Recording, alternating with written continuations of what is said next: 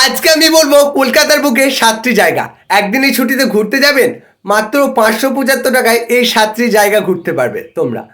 Blog করার জন্য যে সমস্ত কিটস লাগে কম দামে, তারও ঠিকানা আমি লাস্টে দিয়ে দেবো। শেষ পর্যন্ত দেখতে থাকবে ভিডিওটা। 1 নম্বরে রাখলাম ভিক্টোরিয়া মেমোরিয়াল। এটা হচ্ছে একটা ঐতিহাসিক স্থাপত্য। এখানে আছে অনেক ঐতিহাসিক নিদর্শন। তোমরা যদি ঘুরতে যাও এই জায়গাটা খুবই সুন্দর আর মনোরম। মাত্র টিকিট প্রাইস 30 টাকা। আর সোমবার দিন বন্ধ থাকে, মঙ্গলবার থেকে রবিবার পর্যন্ত খোলা থাকে। সব কিছু ডিটেলস দিয়ে দিয়েছি, দেখে নিও। ফুল ব্লগ আপলোড করা আছে, চ্যানেলে গিয়ে দেখে আসতে পারো তোমরা। 2 নম্বরে রাখলাম আলিপুর চিড়িয়াখানা। ভারতবর্ষের সবথেকে বড় চিড়িয়াখানা হচ্ছে আলিপুর চিড়িয়াখানা। এখানে গেলে তোমরা দেখতে পাবে অনেক জীবজন্তু, ভালুক থেকে শুরু করে রয়্যাল বেঙ্গল টাইগার। এখানে টিকিট প্রাইস হচ্ছে মাত্র 50 টাকা। বৃহস্পতিবার বন্ধ থাকে, সোম থেকে রবিবার পর্যন্ত খোলা থাকে। আর বৃহস্পতিবার বন্ধ। টাইমটা দিয়ে দিয়েছি, দেখে নিও। 3 নম্বরে রাখলাম আমরা ইকো পার্কে। ইকো পার্ক হচ্ছে ভারতবর্ষের সব থেকে বড় পার্ক হচ্ছে ইকো পার্ক। এখানে গেলে তোমরা দেখতে পাবে মিশরের কিছু স্থাপত্য, সপ্তম আশ্চর্য, পিরামিড দেখতে পাবে, আরও অনেক কিছু। সপ্তম আশ্চর্য এখানেই আছে, আর খুবই সুন্দর। এখানে টিকিট প্রাইস হচ্ছে মাত্র 30 টাকা। আর রবিবার ছুটির দিন আর সোমবার বন্ধ থাকে। ফুল ব্লগ আপলোড করা আছে, তোমরা গিয়ে দেখে এসো। 4 নম্বরে রাখলাম Alipur jail museum. Alipur jail museum হচ্ছে একটা ঐতিহাসিক ও পুরনো জায়গা। এখানে গেলে তোমরা দেখতে পাবে এখানেই হয়েছিল জোড়া ফাঁসি। আর এখানে গেলে তোমরা দেখতে পাবে ভারতের প্রথম প্রধানমন্ত্রীকে বন্দি করে রাখা হয়েছিল। টিকিট প্রাইস মাত্র 30 টাকা। আর সময়টা দিয়ে দিয়েছি, কখন থেকে খোলা থাকে সেটাও দেখে নিও। এখানে গেলে তোমরা দেখতে পাবে ব্রিটিশ আমলের জেলখানাগুলো। বহু বন্দীদেরকে এখানেই বন্দি করে রাখা হয়েছিল। ভারতের প্রথম প্রধানমন্ত্রীকে এখানেই বন্দি করে রাখা হয়েছিল। আর এই জায়গাটা খুবই বেদনাদায়ক জায়গা। এখানেই হয়েছিল জোড়া ফাঁসি।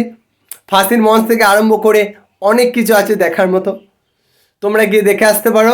এই জায়গাটা খুবই সুন্দর জায়গা, ফুল ব্লগ আপলোড করা আছে। 5 নম্বরে রাখলাম সায়েন্স সিটি। সায়েন্স সিটি খুবই সুন্দর জায়গা। মাত্র টিকিট প্রাইস হচ্ছে 65 টাকা। গেলে তোমরা দেখতে পাবে বিজ্ঞানের আধুনিকতা, বিজ্ঞান কতটা এগিয়ে গেছে সেটা দেখতে পাবে তোমরা। খুবই সুন্দরভাবে সাজানো হয়েছে সায়েন্স সিটিটা। এখানে গেলে তোমরা দেখতে পাবে ডাইনোসর বিলুপ্ত এখন, তো ডাইনোসর কিছু মডেল রাখা আছে এখানে তৈরি করে, একদম অরিজিনালের মতো। এখানে টিকিট প্রাইস হচ্ছে মাত্র 65 টাকা। এখানে আছে রোপওয়ে, আরও অনেক কিছু আছে। মঙ্গলবার থেকে রবিবার পর্যন্ত, সোম থেকে রবিবার পর্যন্ত খোলা। 6 নম্বরে রাখলাম আমরা নিকো পার্ক। নিকো পার্ক খুবই সুন্দর একটা জায়গা। এখানে তোমরা যদি আসতে চাও তো শিয়ালদা থেকে বাস ধরবে যে কোনো জায়গা। কলকাতায় যখন তোমরা ঘুরতে আসবে তখন তোমরা শিয়ালদা থেকে বাসটা ধরে নেবে, সব জায়গাগুলোই আসতে পারবে। নিকো পার্ক খুবই সুন্দর একটা জায়গা। এখানে প্রত্যেক দিন হাজার হাজার পর্যটক আসে ঘুরতে, অনেক দূর দূরান্ত থেকে ঘুরতে আসে এখানে। এখানে তোমরা হর্স রাইডিং, আরও অনেক কিছু আছে যেগুলো খুবই সুন্দর। স্কাই ড্রাইভিং তোমরা দেখতে পাবে, অনেক ভয় লাগে, বাট এখানে এলে ফুল এনজয় করতে পারবে যারা এগুলো পছন্দ করো। এখানে টিকিট প্রাইস মাত্র 300 টাকা। আমি শুধু টিকিট প্রাইসগুলো বলছি ঘুরতে আসার জন্য। আর আরও যদি তোমরা এক্সট্রা জায়গা ঘুরতে চাও সেগুলোর জন্য এক্সট্রা পয়সা লাগবে, এগুলো তোমরা মনে রাখবে। বাট ঢোকার জন্য মাত্র 300 টাকা, যেখানে যেগুলো বলছি টিকিট প্রাইস একদম অরিজিনাল। তো এখানে আছে টয় ট্রেন, আরও অনেক কিছু আছে। এখানে অনেক দূর দূরান্ত থেকে এখানে ঘুরতে আসে। Water park.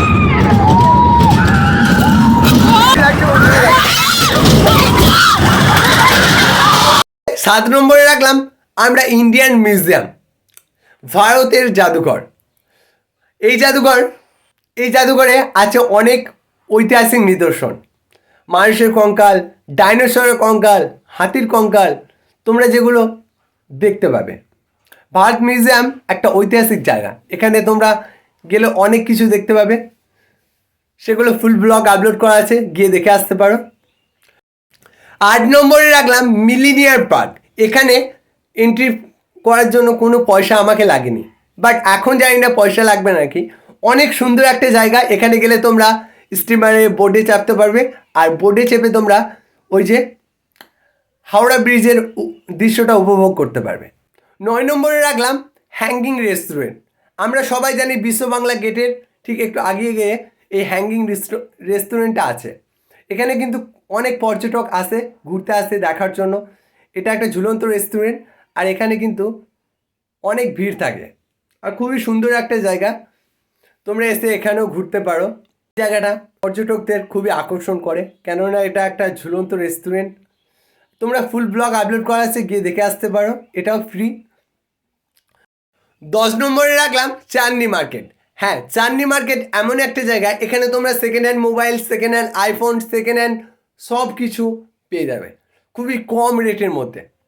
বাট তোমাদেরকে একটু ভালো করে ভেরিফাই করে নিতে হবে, কেননা এখানে সব কিছু ডুপ্লিকেট পাওয়া যায়, আর ব্লগ করার কিট সব কিছু কম দামে পাওয়া যায়।